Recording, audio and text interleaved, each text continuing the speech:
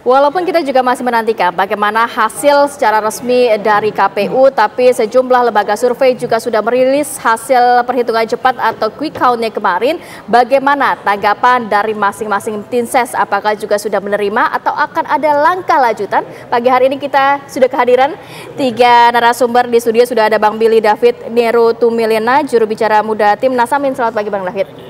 Kemudian juga sudah ada Bang Habibur Rahman, Wakil Ketua TKN Prabowo Gibran. Selamat pagi Bang Habib. Selamat pagi. Dan ada juga Bang Vincentius Mendrova, Wadir Eksekutif Deputi Hukum TPN Ganjar. Selamat pagi. Selamat pagi semuanya. Sehat semua Bapak-Bapak? Syukurlah. Pagi hari ini saya mau ke Bang Billy dulu. Siap. Mau mengucapkan selamat dulu ke 02 atau masih menunggu hasil dari KPU nanti? Tentu kita merujuk secara konstitusi kan hasilnya nanti ditunggu setelah real count. Dan paslon Amin sendiri pun juga menegaskan bahwa kita tetap berjuang, tetap bekerja memastikan bahwa proses real count nanti akan berjalan dengan baik dan sudah hasil real count semuanya akan menerima. Tapi yang patut kita tunggu, selama kan kita punya waktu 35 hari ya untuk menunggu. Kita ingin pastikan hasil real count keluar dulu baru kita pikirkan langkah selanjutnya. Oke, menunggu hasil real count dari KPU. Tapi kalau sekali kita hormati nanti ya, seperti apa real count dari KPU karena itu yang resminya. Meskipun ini quick count sudah dikeluarkan oleh sejumlah lembaga survei. Tapi kalau kita tadi sempat putarkan di awal, kan ada pernyataan dari Pak Prabowo Subianto yang menyampaikan bahwa saya akan merangkul seluruh unsur, seluruh pihak. Itu akan menjadi pertimbangan nggak dari 01? Kita hormati tentu langkah yang dilakukan Pak Prabowo ataupun Pak Ganjar untuk arah lanjutannya ya. Kan kita nggak mau berpolemik, berspekulasi tentang arah lanjutan, termasuk yang paling banyak diskusikan tentang arah oposisi lanjutan. Tapi kita melihat kita selesaikan dulu satu-satu sampai nanti hasil real count keluar dan juga diskusi ranah itu kita percayakan kepada teman-teman di partai politik. Tapi begini, sebenarnya yang hasil diri quick count ini kan secara urutan sudah kita prediksikan dari awal. Satunya siapa, duanya siapa, tiganya siapa. Tapi angkanya tentu akan jadi perdebatan. Kan juga tentu banyak yang menilai bahwa angka termasuk juga kalau saya amati dari pernyataan-pernyataan pengamat politik, para pollster, bapak-bapak menyatakan bahwa cap atasnya itu kan capaiannya kan melebihi cap atas yang sudah pernah diprediksi oleh para lembaga survei dan mereka pun kan dari kemarin yang saya tangkap pernyataannya belum bisa menangkap fenomena atau argumen apa di balik itu dan itu kan kita perlu patut tunggu. Gak hanya mereka, tentu kami juga akan terlibat dan kita juga perlu melibatkan juga peran-peran para ahli untuk menilai dan juga bisa kira-kira mencari tahu tuh fenomena atau. Tapi kabarnya juga Timnas Amin juga sudah ada dugaan kecurangan, ada laporan yang sudah ditindaklanjuti ya? Per kemarin malam data dari Tim Hukum Nasional Amin sudah mengidentifikasi ada 59 laporan yang masuk. Dan 59 itu jika di breakdown ada 19 jenis pelanggaran atau dugaan indikasi kecurangan. Tentu angkanya akan berkembang dan juga nanti secara komprehensif Tim Hukum Amin akan menyampaikan secara datanya, kemudian jenis pelanggaran dan lain sebagainya.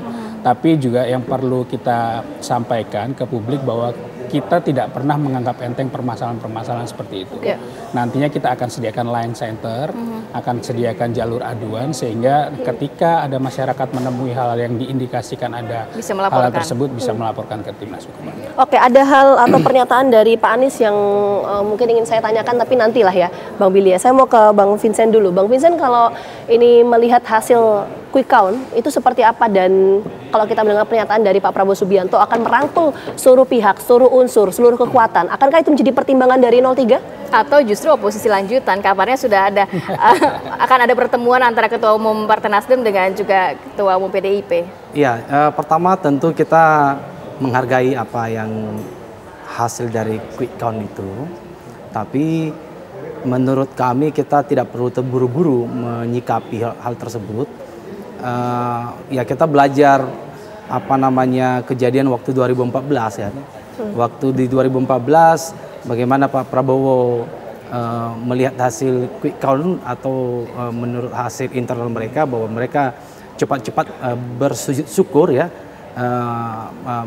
menerima hasil mengatakan bahwa mereka adalah pemenang gitu ya. Tentu kami dari TPN Ganjar Mahfud akan mengikuti proses, kita lihat nanti real count dari KPU. Tentu kami juga melakukan real account dari internal TPN Nah, nanti kita lihat seperti apa ke depan yang berkaitan dengan hasil resmi. Kita akan cocokkan data dari KPU dengan data yang kita miliki. Karena memang kalau kita lihat di lapangan misalnya, mungkin bukan banyak ya, tapi sangat banyak kami menerima laporan-laporan kecurangan di pencoblosan kemarin, gitu ya. Dan kami menerima ribuan video yang berkaitan dengan dugaan-dugaan kecurangan. Dugaan kecurangan yang dilakukan 02 atau 01? Kami mendapatkan data, kita dan saya pikir kita bisa akses banyak informasi berkaitan dengan itu, bahwa kebanyakan itu sudah tercoblos duluan kertas suara dengan nomor urut 2, Prabowo dan Gibran. Dan itu banyak kita terima video-video yang berkaitan dengan itu. Dan ini kita sedang melakukan kajian untuk melihat seberapa akurat video-video itu. Dan tidak hanya itu juga, kita juga menemukan banyak sekali kejanggalan, terutama di input hasil di Sirekap KPU.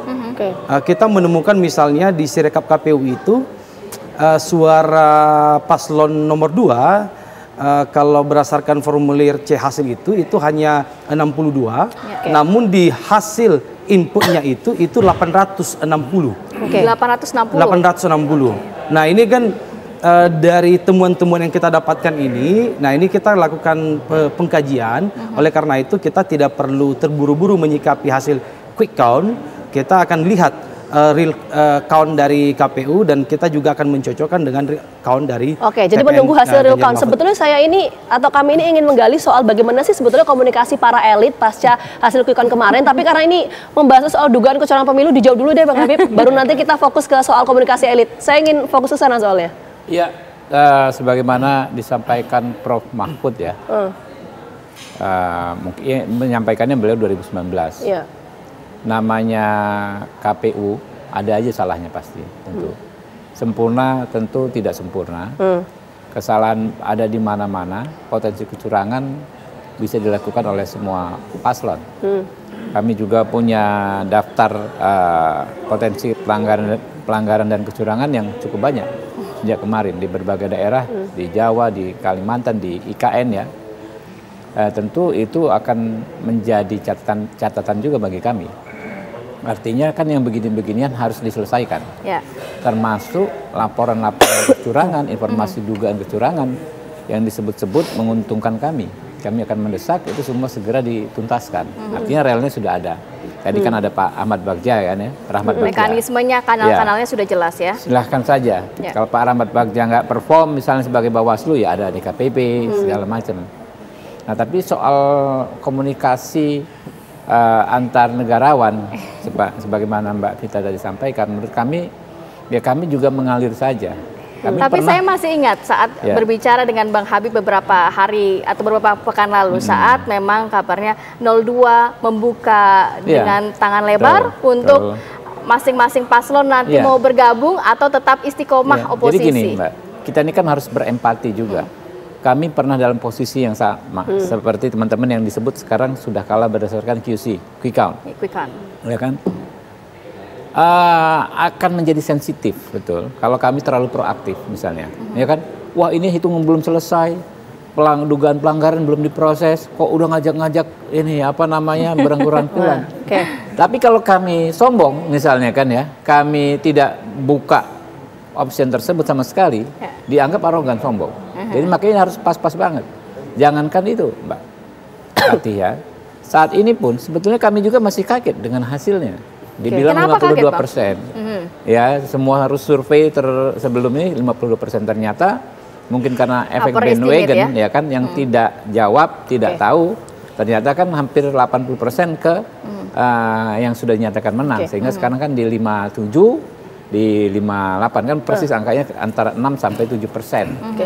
Nah, artinya kan ini di luar ekspektasi kami juga. Ya, jadi kita nikmati dulu situasi ini 1-2 hari ini. Ya, sama-sama teman-teman kita kontemplasi, kita lakukan evaluasi dan lain sebagainya. Tapi sebagai negarawan, Pak Prabowo sudah sampaikan Ini kan disampaikan sebelum juga sebelum beliau dinyatakan menang berdasarkan quick count. Akan merangkul, akan menjadi presiden semua masyarakat. Kalau teman-teman ya, Mbak Prita dan Mbak Rati cermati, inilah narasi Pak Prabowo sejak pertama debat. Oke, apakah artinya pernyataan dari Pak Prabowo Subianto itu, Bang Habib, menandakan atau mengindikasikan Pak Prabowo ingin merangkul semua kekuatan? Pasti. Baik itu di kekuatan legislatifnya nanti, atau itu, seperti apa, meskipun kita tunggu nanti hasil KPU? Ya, itu yang kita dorong. Ya. Maknanya apa? Formatnya seperti apa? Ya kan ya. Kita ini kan sebagai bangsa tentu punya independensi untuk membuat format demokrasi kita sendiri. Demokrasi kita kan nggak harus selalu gontok-gontokan. Ya. Seperti di negara-negara demokrasi liberal, Pak Prabowo sudah menunjukkan, ya kan, dengan beliau bergabung di pemerintahan, kita berhasil melewati pandemi yang dahsyat sekali, menjadi salah satu negara yang cukup baik, ya, survive. Nah, tapi tentu kan ini nggak bisa dipaksakan ke teman-teman. Kalau ada teman-teman yang merasa lebih baik kita di luar, oposisi, mempertahankan yang namanya agenda perubahan, narasi-narasi perubahan, tentu kami dengan senang hati juga.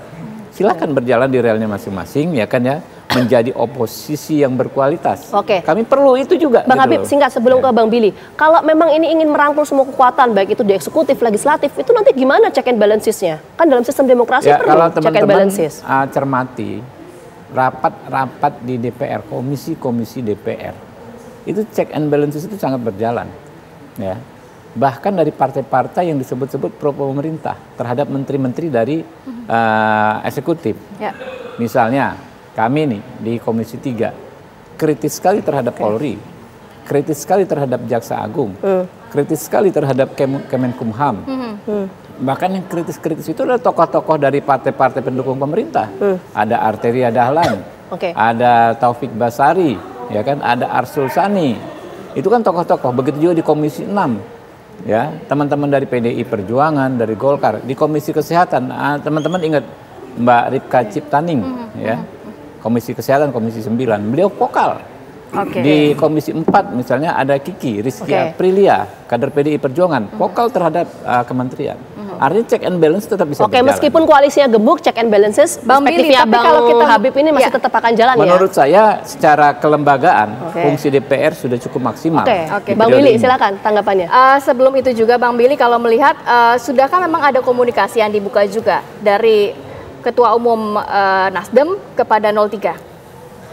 Sepanjang yang saya tahu, mungkin komunikasi personal sudah dibangun, tapi komunikasi formal antar partai mungkin belum dikerjakan. Dan jadi ini mengamini satu putaran atau masih ada change untuk 2 putaran menurut Anda? Kita kembali ke pernyataan yang awal tadi, bahwa kita perlu merujuk pada sebuah ketentuan konstitusi bahwa kita perlu menunggu hasil real count yang nyata. Dan pesan Pak Anies semalam, tadi yang diputarkan pesan yang siang ya. Pesan semalamnya beliau sampaikan juga, beliau tetap setia di jalur yang selama ini disuarakan tentang perubahan. Dan itu juga menunjukkan pesan bahwa mungkin bisa dimaknai itu sebagai oposisi, dimaknai itu sebagai publik yang menilai itu mungkin nggak mau dirangkul, itu bebas menilai itu. Tapi pesan yang disampaikan beliau jelas bahwa ketika disampaikan pesan perubahan berarti tetap konsisten dari pesan yang selama ini kita gaungkan tentang perubahan. Dan kedua juga pesan kritisnya juga tetap kita akan sampaikan dan kita akan mengawal proses ini sampai selesai. Dan ketika pesan itu disampaikan tentu semua di jajaran pendukung, simpatisan, partai politik tentu perlu merujuk dengan pernyataan tersebut. Tentu kita akan mengawal suara TPS masing-masing, mengawal kerja-kerja elektoral masing-masing sehingga nanti prosesnya bisa selesai dengan baik. Bang Billy, sebelum ke komunikasi 01 dan juga 03 ya, saya mau menyambung ini biar komprehensif diskusinya. Tadi kan Bang Habib menyampaikan bahwa ingin merangkul semua. Sudah ada belum komunikasi atau keran komunikasi yang dibuka dari 02 ke 01? Sudah belum? Sepanjang yang saya tahu, ini pernyataan saya personal, belum ada. Belum ada? Nah, tapi kalau misalnya ada tawaran itu atau ada keran komunikasi yang dibuka, akan menerima itu atau enggak? Diskusinya panjang, nggak bisa kita jawab dengan satu kali pernyataan. Tentu kan itu perlu diskusi dengan koalisi semua. Kita menghormati semua pendukung kita di partai koalisi dan tentu itu perlu pendalaman yang perlu proses lah waktunya dan kita perlu melihat. Tapi sejauh kita tetap setia dengan komitmen kita tentang perubahan dan kita juga tetap menunggu ya hasil dari diskusi elit partai, dari antar koalisi, kita perlu tunggu. Tapi sejauh ini pesannya seperti itu. Pesannya seperti itu ya. Tapi termasuk tadi kalau Bang Billy menyampaikan bahwa yang statement yang disampaikan oleh Pak Anies ini apakah bisa diartikan bahwa apapun nanti yang terjadi akan tetap pada standing position akan oposisi atau seperti apa? Bisa diartikan seperti itu nggak? Atau bagaimana perspektif dari 01? Pertama perlu perspektif bahwa oposisi itu juga merupakan posisi yang terhormat dalam demokrasi. Bang Habib tadi sempat singgung juga. Dan tentu bukan berarti semua yang kalah dalam kontestasi politik semua akan menjadi oposisi. Tapi kita perlu menempatkan kembali marwah oposisi sebagai penyeimbang demokrasi. Dan ketika kita merujuk kepada pernyataan itu atau perspektif itu, tentu kita melihat siapapun yang menjadi ruling party atau menjadi posisi sama-sama terhormatnya dan sama-sama menjaga demokrasi negara kita berjalan. Saya mau ke Bang Vincent, walaupun sebenarnya jawabannya pasti tidak memikirkan dulu nanti akan masuk koalisi dan lain sebagainya. Cuma memang sudah adakah komunikasi yang dilakukan baik ke kubu 02 ataupun 01? Ya, kalau ini sepengetahuan saya juga ya, berkaitan dengan komunikasi dengan pihak 01 atau mungkin ke 02, ini kita masih belum menjajaki hal itu setelah pencoblosan ini ya. Kita hari ini prosesnya masih cukup panjang ya untuk memikirkan hal itu ya. Betul, kita lebih fokus melihat dan menganalisis semua proses yang sudah terjadi di pencoblosan tanggal 14 kemarin. Jadi kalau yang berkaitan dengan ajakan, tentu ya memang itu biasa. Yang merasa menang itu pasti akan menyampaikan pesan-pesan itu. Kita menghadapi situasi hasil quick count ini, kita menghadapi dengan kepala dingin. Kita tidak melakukan aksi-aksi yang menakutkan seperti yang terjadi di 2019, Pilpres 2019 misalnya. Itu kan situasi yang sangat menakutkan, yang mencekam gitu. Dan waktu itu yang kalah adalah Prabowo. Nah, sedangkan kita di TPN Ganjar Mahfud, kita melihat ini dengan kepala dingin. Kita lebih bijak menghadapi ini. Kita lihat, kita menggunakan kanal-kanal yang benar lah. Kira-kira begitu. Jadi apa yang diperkenankan oleh konstitusi itu akan kita junjung tinggi. Kita memperjuangkan kemenangan Ganjar Mahfud dengan menjunjung tinggi konstitusi, bukan dengan mengobrak-abrik konstitusi. Jadi itu pun juga jalan yang akan kita tempuh dalam waktu ke depan ini. Bang Vincent, sedikit sebelum kita jeda iklan ya. Artinya kalau misalnya ada keran komunikasi, pertanyaan sama tadi untuk Bang Billy juga. Kalau ada keran komunikasi yang rencananya akan dibuka oleh 02 ke kubu 03, akan membuka peluang itu nggak? Iya, tentu. Iya. Jadi, nah itu udah bilang tuh gimana akan membuka nggak, potensi itu akan terbuka nggak? itu poinnya. Kita tahu Mas Ganjar kan diusung oleh PDI Perjuangan, kemudian ada P3 juga, akan ini nggak? Akan membuka keran itu nggak? Kalau berkomunikasi sebagai sesama anak bangsa, saya pikir pasti berkomunikasi. Berarti artinya terbuka peluang itu? Artinya terbuka peluang itu? Sebagai sesama anak bangsa.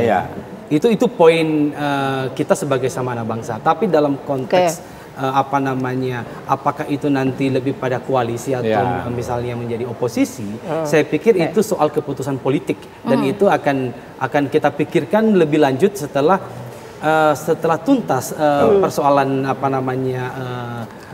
dari KPU. Misalnya sudah KPU tetapkan, sudah disahkan, nanti kita akan bicara lebih lanjut soal itu. Jadi kalau ditanya ya sebagai sesama anak bangsa, saya dengan pasti Bang ada komunikasi lah ya, nggak mungkin gitu enggak ya. Duduk di sini aja pasti berkomunikasi kan.